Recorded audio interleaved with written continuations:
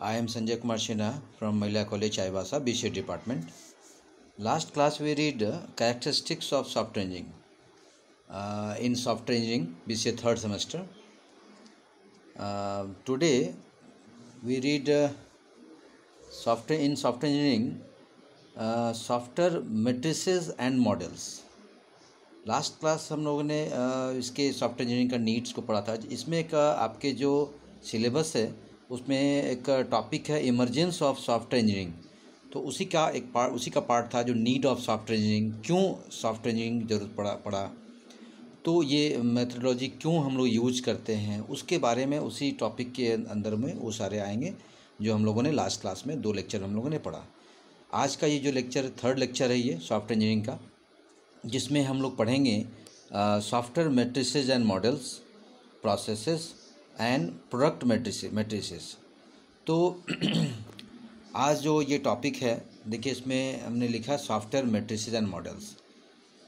आपके सिलेबस में टॉपिक के उसी अकॉर्डिंग मैंने लिखा है, आप इसको समझें।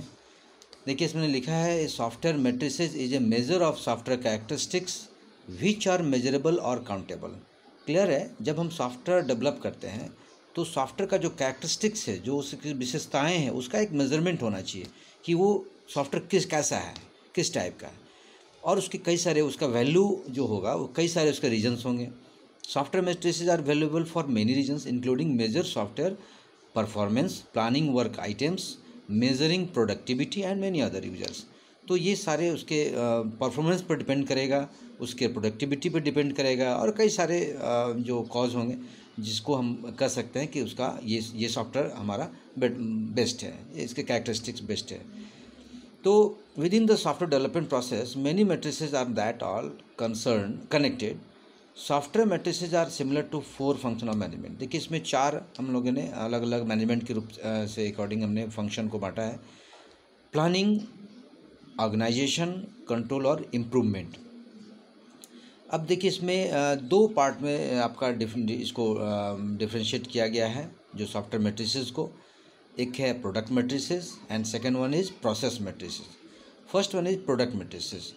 These are the measures of various characteristics of the software product. देखिए इसमें क्या है, ये जो प्रोडक्ट मैट्रिक्स है जो डिपेंड करता है कि जो हमारा जो सॉफ्टवेयर डेवलप करने के बाद जो हमारा प्रोडक्ट होगा, जो हमारा सॉफ्टवेयर होगा वो कैसा होगा। देखिए इसमें 2 इसका जो इम्पोर्टेंट इसका है characteristics. First one is size and complexity of software, कितना साइज होगा, क्या कॉम्प्लेक्सिटी, कितना वो होगा मुश्किल। And second one is quality and reliability of software, उसका क्वालिटी और वो कितना रिलेबल होगा यूज के हिसाब से। तो ये दोनों बहुत डिपेंड करता है, तब उसका प्रोडक्ट हम कह सकते हैं कि product is good. Next these matrices can be computed for different stage. और ये जो अपने मैट्रिसेस को हम लोगों ने डिस्कस किया, इसको HDLC जो आगे क्लास में मैं बताऊंगा, या आपको पहले ही बताया गया था जो सिस्टम डेवलपमेंट लाइफ साइकिल है, उसमें देखिए उसका अलग अलग स्टेजेस के में उसको हम लोग डिफाइन किया है, उसको हम लोगों ने एक्सप्लेन किया है। Second one is process matrices. These are the measures of various characteristics of the software development process. For example, the efficiencies of fault detection. They are used to measure the characteristics of methods, techniques and tools that are used for developing software. अभी देखिए ये जो जब हम software develop करते हैं तो developing के टाइम में ये कौन सा मेथड हमने यूज किया, कौन सा टेक्निक हमने यूज किया, कौन सा टूल यूज किया, तो ये प्रोसेस बहुत इंपॉर्टेंट है। वो जो फॉल्ट डिटेक्ट करता है तो वो भी एक उसका एक जो मैट्रिक्स है जो उसका एक अलग, तो वो सॉफ्टवेयर जो डेवलप हम करते हैं तो ये प्रोसेस जो के थ्रू अगर करेंगे तो ये उसका एक अलग मैट्रिक्स जो करता है। तो 2 तरीके से अलग अलग से हम लोग सॉफ्टवेयर मैट्रिक्स को मेजरमेंट उसको करेंगे ताकि हम बता पाएँ कि ये सॉफ्टवेयर का कैरेक्टरिस्टिक्स कैसा है और इस सॉफ्टवेयर का जो प्रोडक्ट हो, जो ऑब्जेक्ट है, ये कैसा है, इसका क्वालिटी कैसा है। अब देखिए इसमें हमने लिखा है एक मॉडल, चूँकि आपके सिलेबस में दिया है मॉडल्स ऑफ सॉफ्टवेयर मैट्रिक्स। अलग अलग मॉडल्स इसका यूज हम लोग करते हैं। तो देखिए अलग अलग मॉडल्स में सबसे पहला पॉइंट है जो कॉस्ट एंड एफर्ट एस्टिमेशन। ये एक्टिविटी मतलब इसको जो मॉडल्स हम इसको अगर डिफाइन करेंगे सॉफ्टवेयर मैट्रिसेस को तो कैसे करेंगे। तो first one is cost and effort estimation, second one is productivity measures and models, and third जो है देखिए आपका नेक्स्ट स्लाइड में जो है थर्ड है data collection, quantity models and measures, reliability models, and last one is performance and evaluation model. इसको हमने अलग अलग डिफाइन किया है ताकि आपको समझ में आए कि जो मॉडल है इसका सॉफ्टवेयर मैट्रिसेस का, वो कैसे किस पर डिपेंड करता है। ये सबसे फर्स्ट में जो आपका है कॉस्ट एंड एफर्ट एस्टिमेशन। देखिए, effort is expressed as a function of one और more variables such as the size of the program. बहुत डिपेंड करता है किसी प्रोग्राम का साइज पर डिपेंड करता है, जो हमने वेरिएबल्स हम लोग कई यूज़ करते हैं। कॉस्ट एंड एफर्ट जो हमारा होता है, कॉस्टिंग बहुत इंपॉर्टेंट पार्ट है इसका। जब सॉफ्टवेयर लाइफ साइकिल जो चलता है, देखिए इसमें कई सारे मॉडल भी हम लोग इसमें जानते हैं और पढ़ते हैं, जो इसमें आगे क्लासेस में मैं कराऊंगा। कोकोमो मॉडल, जिसमें आपने देखिए मैंने किया है the different model proposed are, क्योंकि कॉस्ट एंड एफर्ट में ये 3 मॉडल हमने यहाँ दिखाया, Boehm's COCOMO model, Putnam SLIM model and Albert function plan point model. ये 3 मॉडल हम लोगों ने यहाँ देखा, लेकिन कोकोमो मॉडल हम लोग आगे डिस्कस करेंगे जो आपके सिलेबस में दिया हुआ है। तो ये इसके थ्रू बहुत कॉस्टिंग और एफर्ट एस्टिमेशन जो हम लोग इसमें कैलकुलेट करेंगे, ये बहुत डिपेंड करता है सॉफ्टवेयर मैट्रिसेस को मेजरमेंट करने में। Next one is productivity model and measures. देखिए, प्रोडक्टिविटी जो होता है वो वैल्यू और कॉस्टिंग बहुत इंपॉर्टेंट पार्ट करता है। वो अलग अलग मेजरेबल साइज, फंक्शनलिटी, टाइम आपने कितना दिया, मनी, तो ये सारा जो है ये डिफरेंशिएट ये करेगा मेजरमेंट के रूप में, और ये मॉडल काफ़ी इंपॉर्टेंट करता है जो मेजर मैट्रिसेस को कैलकुलेट करने में। Third one is quality models and measures. Quality models have been developed for the measurement of quality of the product. देखिए, क्वालिटी बहुत, कोई भी सॉफ्टवेयर जब डेवलप करते हैं हम लोग, तो क्वालिटी बहुत इंपॉर्टेंट करता है। तो ये एक जो है ट्री लाइक फैशन, जैसे आप एकदम टॉप में देखिए बहुत बढ़िया अगर आप उसका आउटपुट है, तो ये एक क्वालिटी हम लोग कह सकते हैं, बहुत अच्छा क्वालिटी इसका मॉडल है। और देखिए, जैसे ट्री होता है, upper branches hold important high level quality factors such as reliability and usability. तो जब टॉप लेवल से अगर हमारा अगर सॉफ्टवेयर अगर बढ़िया क्वालिटी है, बढ़िया रिलेबिलिटी है, यूजेबिलिटी अच्छा है, तो हम कह सकते हैं उसको कि ये क्वालिटी, और इसका उस हिसाब से मेजर हम लोग कर सकते हैं। Then reliability models. Reliability models में देखिए, most quality models include reliability as a component factor. However the need to predict and measure reliability has led to a separate specialisation in reliability modelling and prediction. पहले से ही हम लोग कर सकते हैं कि हाँ, ये मॉडल में हमारा ये, अगर मान लिया कोई फेल कर जाता है हमारा सिस्टम, तो ये बता पाएंगे कि सॉफ्टवेयर में हमारा ये प्रॉब्लम है, और उसको हम और रिलेबल बना सकते हैं। तो ये भी एक मॉडल हमारा मेजरमेंट में काम करता है। और last one is performance evaluation and models. It includes externally observable system performance characteristics such as response time. अब ये बहुत डिपेंड करता है कि जो टाइमिंग रिस्पॉन्स है, कंप्लीशन मतलब कितना समय में ये कंप्लीट हुआ, और ये किस तरह से एल्गोरिथम यूज किया है, ये क्वालिटी डिपेंड करता है। ये दिखाता है, ये मेजरमेंट है कि आपने इंटरनली कितना इस पर वर्क किया है। तो ये सारे जो थे आपके जो पार्ट था, किसका पार्ट था, मॉडल ऑफ सॉफ्टवेयर मैट्रिसेस का, जो हम लोगों ने अलग अलग डिस्कस किया। अब देखिए, आपके सिलेबस के हिसाब से देखिए, हम software life cycle models, SDLC तो अलग स्टेजेज हम लोगों ने पढ़ा, लेकिन अभी क्या है कि सॉफ्टवेयर लाइफ साइकिल मॉडल्स, जिसमें 3 मॉडल आपको पढ़ना है, जिसमें आपका पहला है वाटरफॉल मॉडल, नेक्स्ट वन है prototype model and spiral model. 3 model आपको इसमें सिलेबस में पढ़ना है, और तीनों का कंपेरिजन एक दिखाना है। तो सबसे पहले इसमें मैं स्टार्ट कर रहा हूँ वाटरफॉल मॉडल। सिंपल है, विंस्टन रॉयस इंट्रोड्यूस, ये एक साइंटिस्ट था जो वाटरफॉल मॉडल 1970 में इसने इंट्रोड्यूस किया। इसमें उन्होंने बताया कि 5 फेज में ये मॉडल हम लोग देख सकते हैं। अब देखिए, सबसे पहला पॉइंट है requirement analysis and specification, design, implementation and unit testing, integration and system testing and operation and maintenance. ये जो स्टेप है, ये एक वाटरफॉल, जैसे वाटर गिरता है उस सबसे एक कैस्केडिंग, जैसे एक के नीचे ये स्टेप्स जो है हम लोग फॉलो करते हैं सॉफ्टवेयर डेवलप करने के लिए।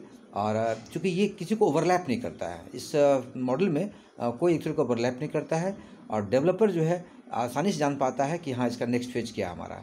That's why this model is called waterfall model, because इसका जो डायग्रामेटिक रिप्रेजेंटेशन है वो कैस्केड है वाटरफॉल का।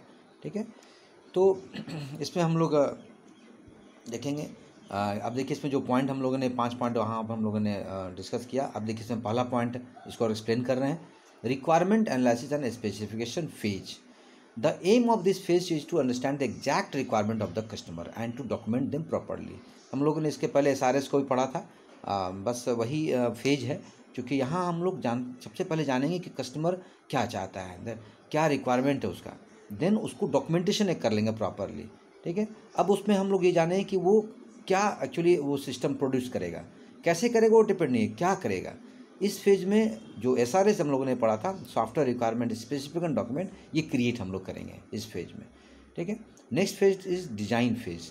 This phase aims to transform the requirement gathered in the SRS into a suitable form which permit further coding in a programming language। अब यहाँ हम लोग नेक्स्ट फेज में क्या करते हैं, डिजाइनिंग करते हैं, एक डिज़ाइन क्रिएट करेंगे। क्योंकि जो प्रोग्रामर जो होता है वो प्रोग्रामिंग लैंग्वेज लिखने से पहले वो एक डिज़ाइन तैयार करेगा कि हाँ इसमें हमारा सॉफ्टवेयर जो डिज़ाइन होगा, जो डॉक्यूमेंटेशन होगा वो कैसा होगा।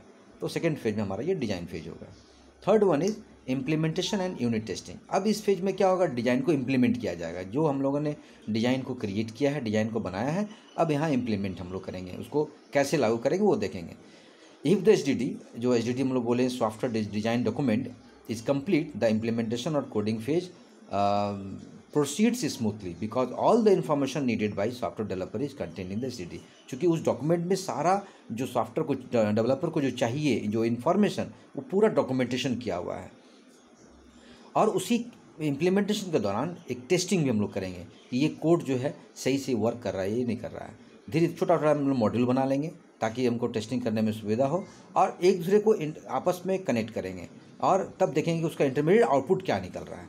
तो ये जो पार्ट था इम्प्लीमेंटेशन एंड यूनिट टेस्टिंग में, हम लोग ये इम्प्लीमेंट करके और यूनिट टेस्टिंग के थ्रू हम लोग इसको चेक करेंगे, ठीक है। Next point is integration and system testing. अब देखिए ये फेज जो है काफ़ी क्रूशियल हो जाता है क्वालिटी के हिसाब से, ठीक है। अब the better output will lead to satisfied customer, lower maintenance cost and accurate result.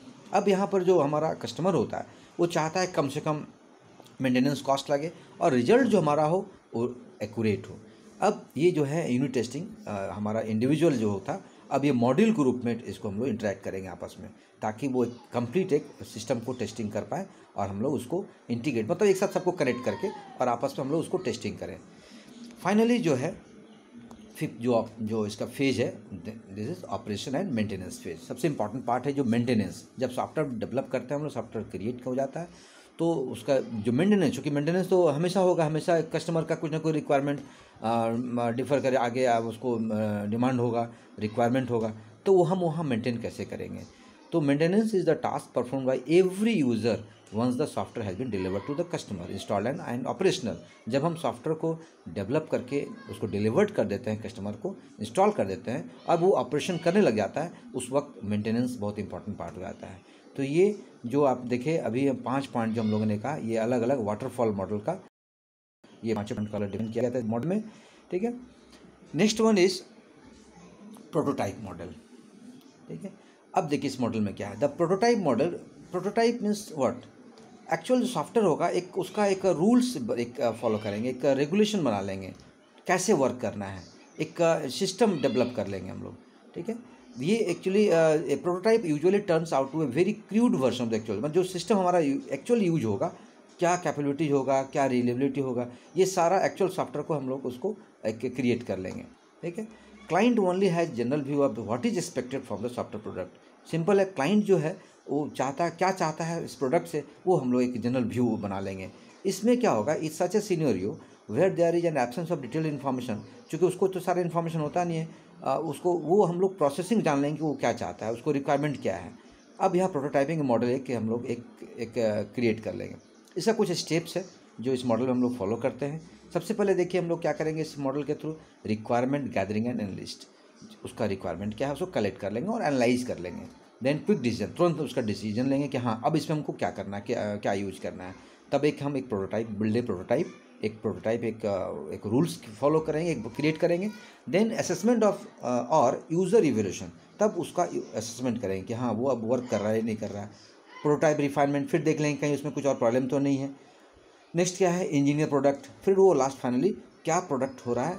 तो ये सारे स्टेप्स को फॉलो करते हुए इस प्रोटोटाइप मॉडल के थ्रू हम लोग सॉफ्टवेयर डेवलप कर सकते हैं। And next one is spiral model, ठीक है। अब देखिए spiral model initially propose by Boeing, ये एक साइंटिस्ट था जो स्पाइरल मॉडल को डेवलप किया। ये क्या इसको बताया इवोल्यूशनरी सॉफ्टवेयर प्रोसेस मॉडल, इसको नाम दिया, ठीक है। That couples the iterative feature of prototyping with in the control and systematic aspect of the linear sequence model. एक लीनियर के सीक्वेंस के रूप में इसको ये डेवलप किया, मतलब एक के बाद फेजेस जो है आते जाएगा। अब देखिए इसमें क्या कहता है कि using the spiral model the software is developed in A series of incremental releases, मतलब 1 by 1 हम लोग इंक्रीमेंट करते जाएंगे, प्रोसेस करते जाएंगे, एक प्रोटोटाइप क्रिएट करते जाएंगे और हम लोग एक सॉफ्टवेयर डेवलप करते जाएंगे। कहता है कि during the early iterations the additional release में बी ए पेपर मॉडल और प्रोटोटाइप। पहले हम इसके पहले क्या होता था, एक प्रोटोटाइप रेडी होता था, एक पेपर मॉडल बन गया, हाँ इस प्रोसेस से काम करना है। During later iterations more and more complete versions of the engineer system are produce. फिर जब आगे क्या हुआ कि इसको और रिपीट करते गया और एक कंप्लीट वर्जन एक इंजीनियर जो सिस्टम डेवलप किया गया, वही ये स्पाइरल मॉडल है जिसको हम लोगों ने 4 पार्ट में बांटा है। सबसे पहला पार्ट है आपका, देखिए ऑब्जेक्टिव सेटिंग। सबसे पहले each cycle in the spiral start with the identification of purpose. सबसे पहले हम इसमें ऑब्जेक्ट को एक सेट करेंगे, एक पहले क्रिएट करेंगे। What is the identification of, मतलब एक्चुअली इस सॉफ्टवेयर का क्या पर्पस है, आइडेंटिफाई करेंगे। टारगेट इसको एक तय करेंगे कि हाँ इस सॉफ्टवेयर से हमारा ये वर्क करना है। Next one is risk assessment and reduction. अब इस फेज में हम लोगों ने क्या करना है, एक अलग अलग गोल एक तय करना है कि हमको ये इसे एक इस स्टेज में एक हमको करना क्या है, और जितना भी हमारा जो प्रोजेक्ट है, जो हमारा जितना जो हमारा परसेप्शन है, उसको एक हम लोग एक क्रिएट करेंगे। ठीक है। Third one is development and validation. ये जो नेक्स्ट फेज जो है डेवलप स्ट्रेटेजीज, एक यहाँ अब यहाँ पर देखिए जो अनसर्टेनिटीज जो पहले आ रहा था उसको हम लोग यहाँ रिजॉल्व करेंगे। अब यहाँ पर एक प्रोटोटाइप क्रिएट करेंगे जो वैलिडेशन होगा, जिसका हम यूज़ करेंगे, जो फाइनली इसको हम डेवलपमेंट यूज करने का काम करेंगे। और last one is planning. Finally the next step is plan, the project is reviewed. अब ये कंप्लीट जब हमारा स्टेप ये हो जाता है तो रिव्यू करेंगे कि हाँ अब हम इसमें इसके आगे फिर स्टेप जो है इस मतलब जो अभी हम लोगों ने किया इसको नेक्स्ट प्रोजेक्ट में कैसे इसको कनेक्ट करेंगे, कैसे इसको आगे हम जोड़ेंगे। तो ये 3 तरह का मॉडल हम लोगों ने पढ़ा। सबसे पहला क्या था, वाटरफॉल मॉडल। नेक्स्ट था क्या था, prototype model. And last one is spiral model. आपके सिलेबस में चूंकि ये तीनों को कहा है कि कंपैरिजन कराइए, तो हमने यहाँ एक सिंपल डिफरेंस, आप ऐसे तो आप तीनों को पढ़ के आप समझ ही सकते हैं, लेकिन फिलहाल हमने यहाँ पर तीनों मॉडल को अपने दिखाया है डिफरेंस के रूप में। देखिए क्लियर हमने एक लिखा है simple language, both the models waterfall model and spiral model are used in software development. Waterfall model is also known as classical और लीनियर मॉडल। चूँकि वाटरफॉल मॉडल को लीनियर मॉडल कहा गया क्योंकि वो सिक्वेंशियल स्टेज में फॉलो करता है, but while the spiral model does not follow the sequential, वो सिक्वेंशियल नहीं आता है। ये क्या करता है, इवोल्यूशनरी वे में, मतलब जैसे जरूरत पड़ा उस तरह से वर्क करता है वो। Amount of risk in waterfall model is more as compare to spiral model, मतलब जो रिस्क वाटरफॉल मॉडल में ज़्यादा है स्पाइरल मॉडल के थ्रू, बिकॉज द एरर और रिस्क आर आइडेंटिफाइड। वहाँ क्या होता है, रिस्क जो होगा या एरर होगा वो तुरंत आइडेंटिफाई होता है and refined after the completion of इस स्टेज। और हर एक जो स्टेज होगा, चूँकि वो एक सिस्टमेटिक और सिक्वेंशियल ही होता है, तो हर एक स्टेज नेक्स्ट स्टेज में हम लोग वहाँ पर उसको रिफाइन करके कंप्लीट कर लेते हैं कि अच्छा ये अब ये यहाँ पर ये प्रॉब्लम है, इसको सॉर्ट आउट करना चाहिए। बट आप देखिए वेर एज जो प्रोटोटाइप मॉडल में the end user are very much involve in the process development. अब इस मॉडल में क्या है, जो एंड यूजर मीन्स कस्टमर, जो जिसको हम प्रोडक्ट बना के दे रहे हैं, जिसको सॉफ्टवेयर डेवलप करके दे रहे हैं, वो बहुत ही इंपॉर्टेंट इसमें है और वो डेवलपमेंट में हमारा इन्वॉल्व हो जाता है। Functionality errors confusion and difficulties can be identified easily, क्योंकि जब यूज करता है तो एरर्स भी आएंगे, कई सारे कन्फ्यूजन भी होंगे और डिफिकल्टीज भी होगा, तो वो डायरेक्ट इसमें इन्वॉल्व हो जाता है इस मॉडल के थ्रू, प्रोटोटाइप मॉडल के थ्रू। और यूज़र फीडबैक, क्योंकि वो फीडबैक देता है कि नहीं इसमें ये प्रॉब्लम है, नहीं ऐसा होना चाहिए वैसा होना चाहिए, तो users have an opportunity to have a better understanding of the system being develop. और सिस्टम कैसे डेवलप किया गया यूजर को बढ़िया तरीके से बताया जाता है। Through prototype model error can be detected easily, और इस मॉडल के थ्रू बहुत आसानी से हम लोग एरर को ढूंढ सकते हैं और एप्रोप्रिएट मॉडिफिकेशन डन, मतलब कि हम लोग आसानी से मॉडिफाई कर सकते हैं। तो ये तीनों मॉडल के बारे में हमने सिंपल एक डिफरेंस और कंपैरिजन हमने यहाँ दिखाया। तो आज का जो लेक्चर में इतना ही। नेक्स्ट जो लेक्चर और आगे हम लोग जो आपके सिलेबस में है उसको लेकर फिर नेक्स्ट क्लास में पढ़ाएंगे। तब तक थैंक यू।